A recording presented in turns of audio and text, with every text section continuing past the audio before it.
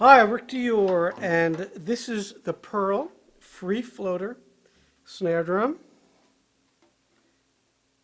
Very famous snare drum. Been around for a long time. This is one of the latest ones. One's probably about 7 or 8 years old. I have several of these. And once again, this is snare drum of the week. It's going to now be snare drum of the month because I'm so busy. I haven't done one of these in a couple months. They're a lot of work, and also I'll probably do one a month or so. I'll never be done with this thing. I have so many snare drums. I'm always getting more. So this week I want to feature this drum, which I like a lot. And I have different sizes. I have different shells. But this maple one, I had it up here at my other studio, and I thought I'd show you guys it. It's my favorite free floater. I have the brass one, but I don't like that as much as some of my other brass drums. This drum's got a very unique sound, in my opinion. It's very dry, punchy. It's a punchy drum.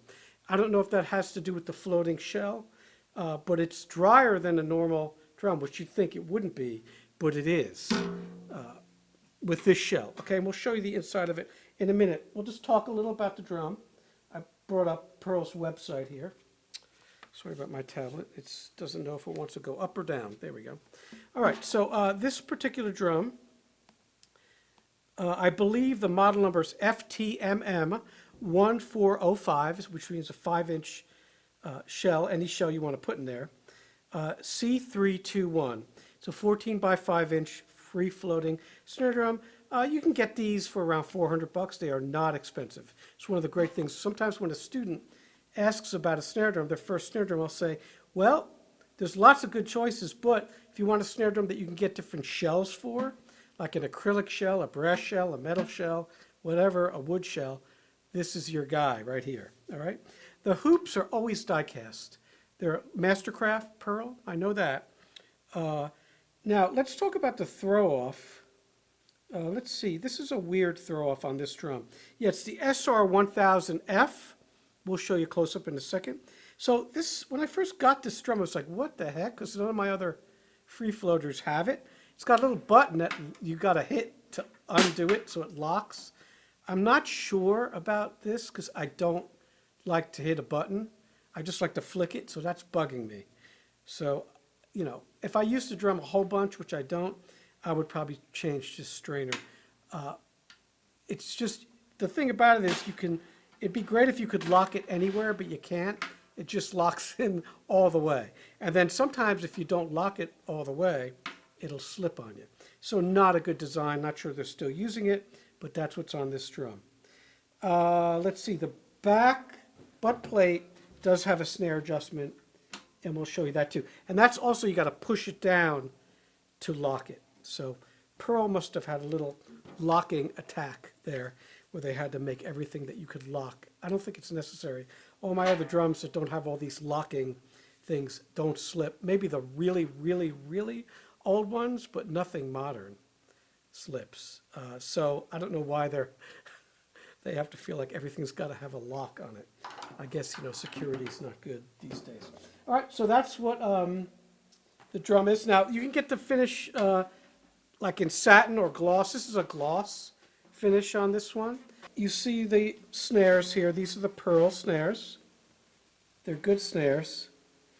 It's the SN14201s, I believe. I like these. I have them on other drums. And you can see, hopefully, the way the shell works, where you've got the metal frame and that shell just slides in there. Okay? So it's not real thick. It's a 6-ply. It's hard to see with this, and I don't want to take the drum apart. It's very simple, though. There's no, you're used to the screws right on the inside. None of that. It's really clean. It's kind of weird to look at like that. And then here's the strainer, and you see this button here. Okay, so you got to hit this, do that to get it to work. Not great. All right, but the drum sounds good. That's all I care about. And you see the free floating mechanism. It's a tube here. The frame is here. I believe this is Could be aluminum. Some of my old ones, they look like pot metal. So I'm not sure exactly if this is aluminum or that metal. Aluminum is a metal, but you know, the pot metal is cheap, light stuff. So the drum is heavy. I would say this drum probably weighs about, let's see, yeah, it's heavy. I'd say probably weighs about 10 pounds, which isn't really heavy, but it's pretty heavy for a 5-inch drum. We'll hold it up here so you can see. We'll hold it the right way. And there's the butt plate, and you see how this locks. You got to push it down, okay? Kind of a pain in the neck. All right, the heads I like on this drum, I just put a new head on it. I like a vintage coated Ambassador. On the bottom, I like an Ambassador snare, not a Diplomat. The Diplomat does not sound good on this drum. That's what I usually use on the bottom, but it doesn't sound as good. So, you know, me and heads, I'm always experimenting.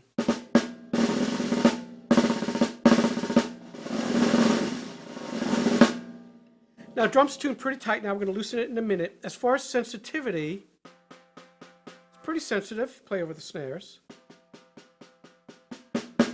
Not bad. It's got a controlled ring, and with the snares off,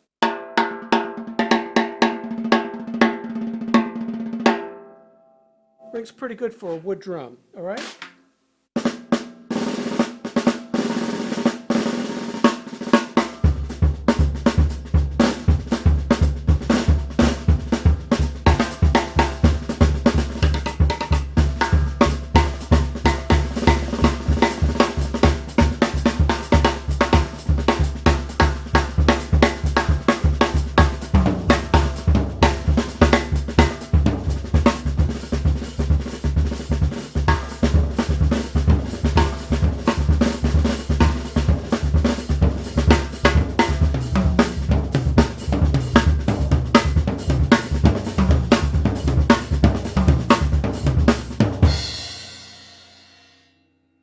Gotta say, it's a great feeling drum. It's got a lot of pop to it. It's tight. I like it. It's so much fun to play on. Not the best sounding drum, a 5-inch wood drum that I have. That would be the Zelkova, most likely. It's a bit louder, a bit more higher pitch and sensitive. But for the money, I mean, the Zelkova is going to run you what? I don't even know what they cost anymore. Approaching $2,000, which is ridiculous, right? This drum is like not even a quarter of that, probably. You can get one used. So yeah, it's a great drum for the price. All right, let's put a little bit of muffling on there. Normally I play it unmuffled, but I want you to hear what it sounds like muffled. And then we'll change the tuning. So we'll play something very simple.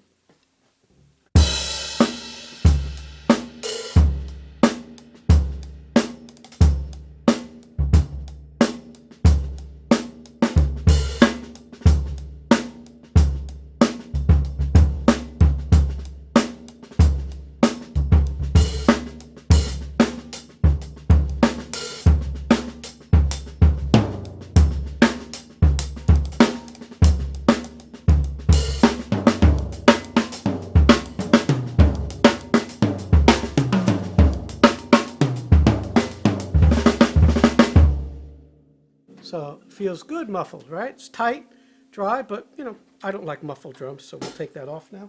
And we'll tune it down. So the pitch here, normally I tune this drum to like an A or G, but low, it sounds good. You'll be surprised. We're not going to do any kind of star tuning here. We're just going to go all the way around. Now it's a 10-lug drum. You should know that.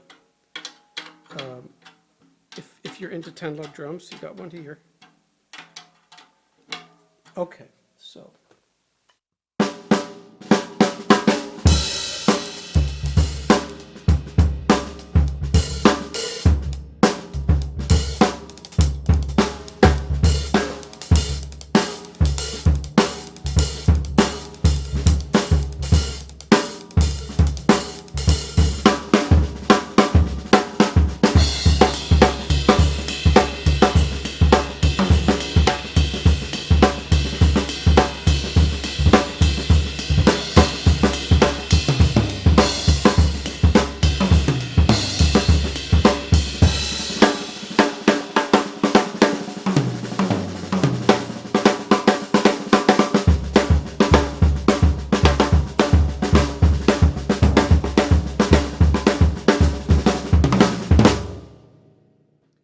Sounds big, right? Big sounding 5-inch drum. It's good for a lot of things. So it's a versatile drum too. So my verdict for this obviously wouldn't be my number. I have so many snare drums and expensive drums that sound better than this, but this is a great all-round drum. This is a drum where if you're going to get one drum, you could get this drum and then get a couple different shells. I'd probably get the steel shell, the brass shell, and the wood shell, and you'd be set. The only problem is it takes a while to change it. So you can get a power drill with a chuck, drill them out real quick, the tension rods, swap that shell out.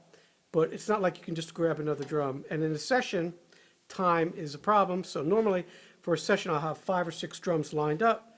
Just put them on there, we choose the drum, and we go.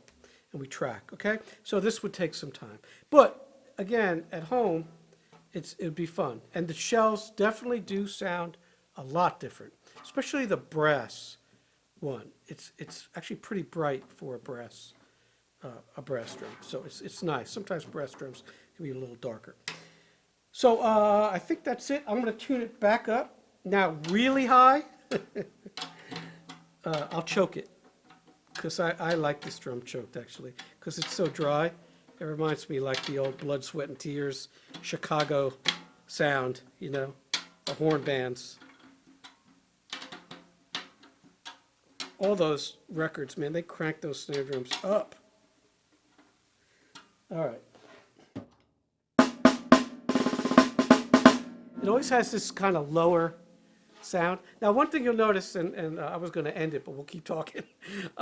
When I hit the toms now, minimum tom sound. I mean snare sound on the toms, right? So.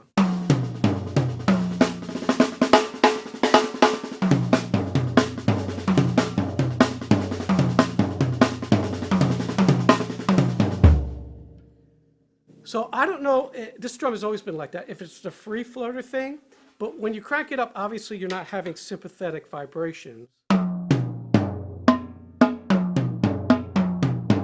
So a little tip for those of you out there who go crazy about snare buzz, because you're always emailing me. The trick would be get a free floater and then tune it way up like this. It's like a B, okay, A sharp B. And then your first tom, and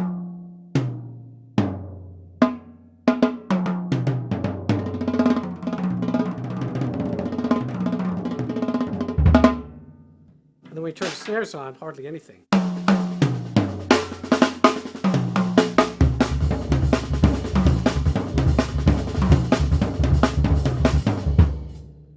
So you'll be good.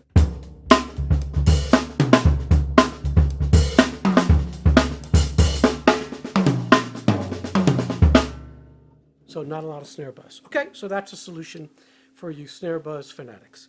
So I hope you enjoy this, and we'll see you next time.